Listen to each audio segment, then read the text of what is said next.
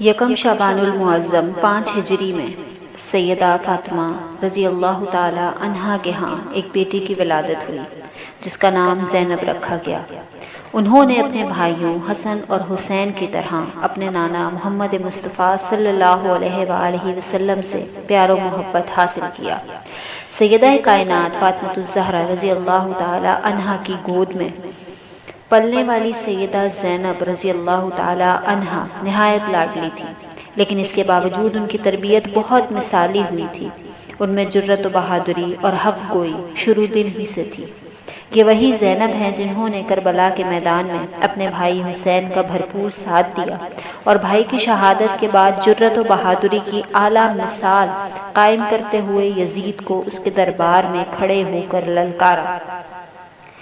سیدہ زینب رضی اللہ تعالی عنہا نے اپنی زندگی میں بہت سے نشیب و فراز دیکھے۔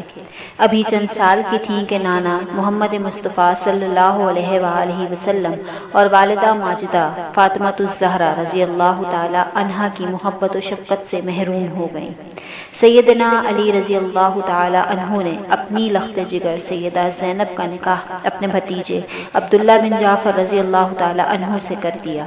شادی کے تھوڑے عرصے کے بعد سیدہ زینب رضی اللہ تعالی عنہا کے ہاں وقفے سے 4 بیٹے اون، علی، عباس، محمد اور ایک بیٹی پیدا ہوئی۔ سیدہ زینب رضی اللہ تعالی عنہا نہایت سمجھدار، ذہین اور بہادر خاتون تھیں۔ صوم و صلات کی پابند تھیں، تہجد بہت اہتمام سے پڑھا کرتی تھیں، حتیٰ کہ سانحہ کربلا کے موقع پر بھی ان کی تہجد نہ چھوٹی۔ اللہ تعالیٰ نے آپ میں بہت سے خصائل حمیدہ جمع کر دیے تھے۔ سخاوت میں بے مثال تھیں، نہایت فصیح و بلیغ اور قوت گویائی کا خوب ملکہ رکھتی تھیں۔ یہ عظیم بہن اپنے عظیم بھائی سیدنا حسین رضی اللہ تعالی عنہ کے ساتھ میدان کربلا میں موجود تھیں۔ انہوں نے اپنی آنکھوں سے تمام مناظر دیکھے اور نہایت صبر و تحمل کا مظاہرہ کیا۔ آپ کی وفات 62 ہجری میں ہوئی۔ آپ رضی اللہ تعالی عنہا کا مزار دمشق سیدہ زینب مسجد میں ہے۔